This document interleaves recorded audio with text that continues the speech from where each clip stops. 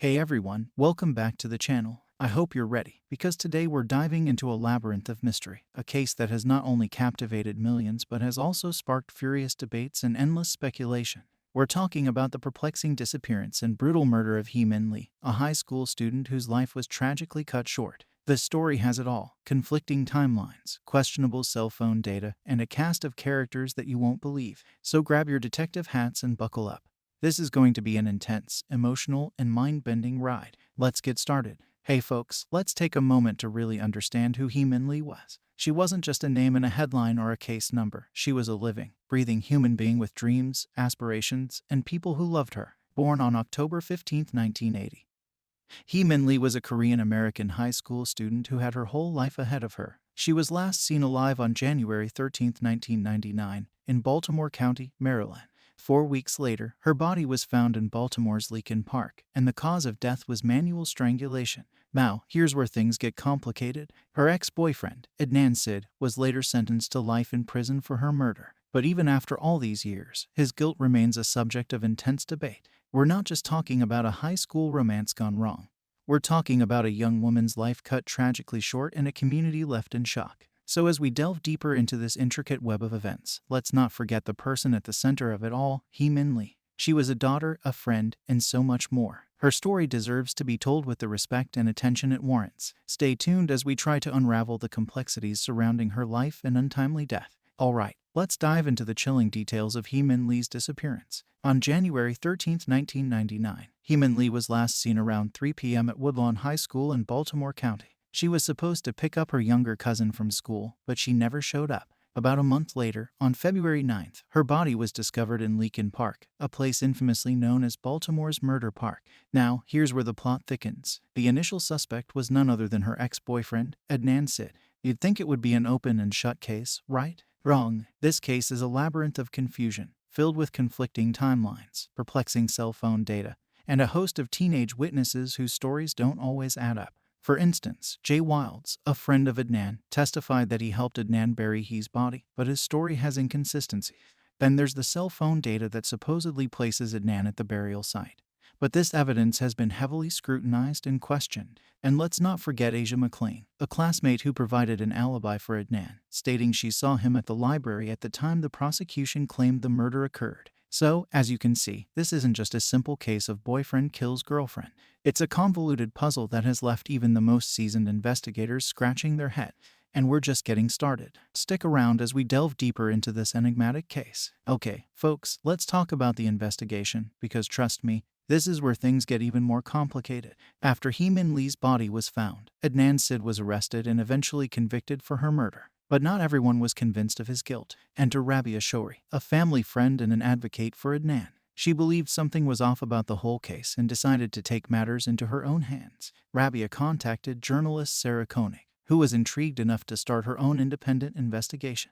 And let me tell you, what she uncovered was nothing short of a rabbit hole of inconsistencies, questionable evidence, and long-forgotten high school friendships that suddenly became crucial pieces of a complex puzzle. For instance, Sarah Koenig discovered that the prosecution's timeline had some serious flaws. The state claimed that Adnan killed Hee in a 21-minute window, but multiple people, including Asia McLean, provided alibis that contradicted this timeline. Then there's the matter of Jay Wilds, whose testimony was key in convicting Adnan. His story changed multiple times, and Koenig's investigation revealed these inconsistencies in glaring detail. And let's not forget about the cell phone records. The prosecution used them to place Adnan at the scene of the crime, but Koenig found that this evidence was far from conclusive. In fact, experts have since questioned the reliability of using cell phone pings as evidence. So, what we have here is an investigation that, despite leading to a conviction, left many questions unanswered and many stones unturned. Sarah Koenig's deep dive into the case through her podcast serial opened up a Pandora's box, reigniting public interest and debate over who really killed Hee-Min Lee. Alright, let's shift gears and talk about the phenomenon that is Sarah Koenig's serial podcast. This isn't just any podcast, folks. We're talking about a cultural sensation that has been downloaded hundreds of millions of times. Yeah, you heard that right, hundreds of millions. Sarah Koenig didn't just skim the surface, she went all in, dissecting every nook and cranny of this case. Remember the Best Buy parking lot? According to the prosecution, that's where Adnan supposedly made a call right after killing Hee. Well, Serial went there, literally and figuratively, questioning whether a payphone even existed at that location at the time of the murder. And let's talk about those conflicting timelines. The podcast meticulously went through each one, scrutinizing alibis, cell phone records, and witness statements. It was like watching a detective movie but in real life, and we were all glued to our headphones, waiting for the next episode to drop. But perhaps the most significant impact of Serial was the public discourse it ignited. I mean, the internet was ablaze with theories, debates, and armchair detectives trying to solve the case from their living rooms. Reddit threads exploded, YouTube channels analyzed the podcast's findings, and even mainstream media couldn't ignore the buzz. The podcast didn't just tell a story, it invited the audience to become part of the investigation, to question the evidence, and to form their own opinion. It turned all of us into sleuths, passionately arguing for or against Adnan's guilt. Okay, folks, let's get into the nitty-gritty of the legal battles that have ensued since Serial shook the world. Adnan Sid, the man at the center of this whirlwind, has been fighting for a new trial for years. And just when you think there might be a glimmer of hope, boom, the court drops a bombshell. In March 2019, Adnan was denied a new trial. Yeah, you heard that right. Denied. Now, you might be asking, why is this such a big deal? Well, let me tell you. This decision didn't just affect Adnan and his family, it sent shockwaves through the Serial community. People who had been following this case, debating it, and dissecting it were left stunned. The forums were on fire, with everyone asking the same question, was justice really served? And here's the kicker, Sarah Koenig, the journalist who practically turned this case into a household name, remains undecided about who the real killer is. Can you believe that? The person who spent countless hours investigating, interviewing, and narrating this complex story is still on the fence. That speaks volumes about the intricacies and the ambiguities of this case. So, where does this leave us? In a state of perpetual questioning. The legal battles may have hit a roadblock, but the quest for truth is far from over. Alright, guys, let's take a moment to shift our focus from the courtroom drama and the podcast sensation to the real, human tragedy at the core of this case, the family of Hee Min Lee. Can you even begin to imagine what it's like to lose a daughter, a sister, a friend, and then have her story dissected by millions of strangers? It's heart-wrenching.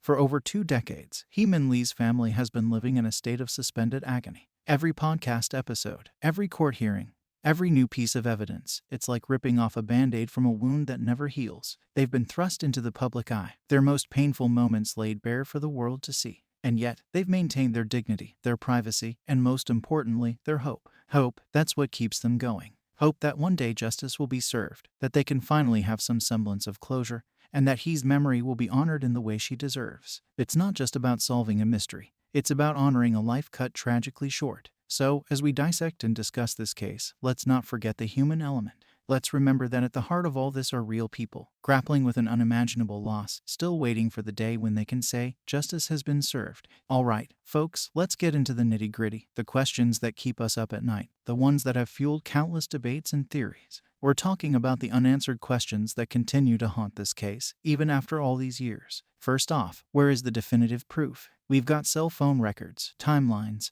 and witnesses, but none of it adds up to a clear, irrefutable answer. It's like trying to complete a puzzle with missing pieces. You think you're close, but then you realize something crucial is missing. Then there's the issue of inconsistencies. Why do timelines not match up? Why do witnesses contradict each other? It's almost as if the more you dig, the more confusing it becomes. It's like peeling an onion. Each layer reveals another, and you're left teary-eyed, wondering if you'll ever get to the core of it.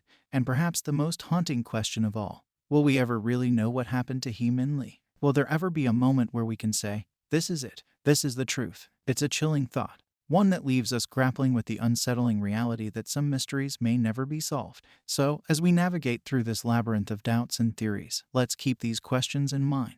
Because finding the answers is not just about solving a crime, it's about seeking justice for Hee and closure for her family. Okay, guys, let's zoom out for a second and look at the bigger picture. This case isn't just a family tragedy or a local Baltimore issue. It's a phenomenon that has gripped the nation and even the world. We're talking about a story that has led to heated debates in living rooms, classrooms, and online forums across the globe. The Serial podcast alone has had hundreds of millions of downloads. And that's not even counting the countless Reddit threads, YouTube videos, and Twitter debates that have sprung up in its wake. This case has become a cultural touchstone, changing the way we think about criminal investigations, the justice system, and even the media's role in all of this. It's like the case has taken on a life of its own, becoming a part of our collective consciousness. And whether you believe Adnan is innocent or guilty, the fact remains that this case has made us all armchair detectives, questioning the system and seeking the truth. So, as we delve into these complexities, let's remember that this isn't just a story, it's a reflection of our society, our values, and our insatiable quest for the truth. Wow, what a journey this has been. As we wrap up this deep dive into the enigmatic and haunting case of Hee-Min Lee, it's clear that this is a story that refuses to be forgotten. It's a narrative that has captivated us, puzzled us, and most importantly, made us question. Thank you so much for joining me on this intense ride. Your engagement, your questions, and your thirst for justice are what keep these stories alive and these investigations ongoing. So, let's keep the conversation going. Comment below with your thoughts, theories, or any new information you might have. Stay vigilant, stay curious, and most importantly, stay safe. Until next time, take care.